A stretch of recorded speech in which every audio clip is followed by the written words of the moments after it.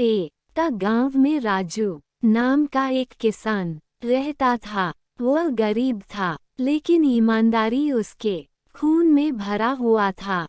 वह बहुत मेहनती और कोमल स्वभाव का था। उसके 4 बेटे थे। चारों बेटे कामचोर और आलसी थे। उनके बेटे घर में रहते और अपने पिता के किसी भी काम में मदद नहीं करते थे, न ही खेत में जाके अपने पिता की मदद करते। राजू किसान बूढ़ा होता चला गया और उसके बेटे जवान होते चले गए। उसके बेटे अभी भी अपने पिता पर ही निर्भर थे। राजू का सेहत दिन ब दिन खराब रहने लगा था। उसे पता था कि वह बहुत जल्द मर जाएगा। इसी बात से राजू हमेशा चिंतित रहने लगा कि मेरे मरने के बाद मेरे इन कामचोर बेटों का क्या होगा।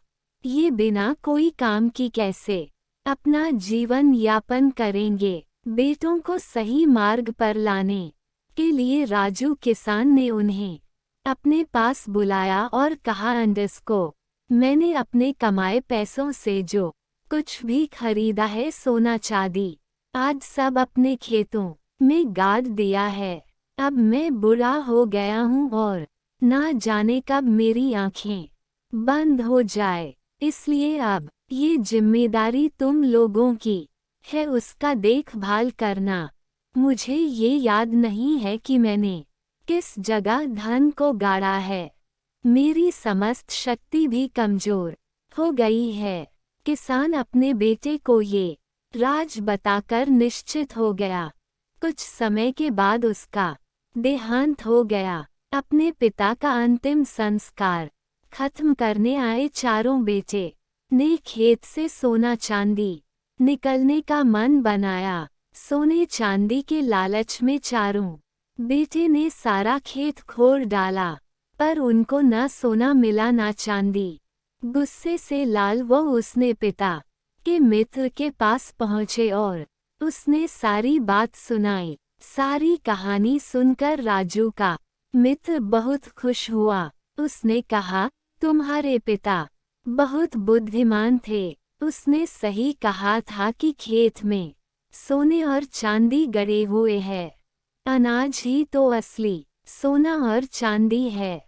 तुमने इसी लालच में सारे खेत को खोद डाला। अब उसमें बीज बोकर अच्छी फसल उगाओ। चारों बेटे को अपने पिता की बताई बात समझ में आ गई। उसने वैसा ही किए जो उनके पिताजी चाहते थे। चारों बेटे ने मिलजुल कर खेतों में बीज बोए और अपने परिश्रम के बाल पर खेतों में असली सोना चांदी उगाए। दोस्तों, इस कहानी से हमें ये सीख मिलती है कि परिश्रम का फल अच्छा होता है।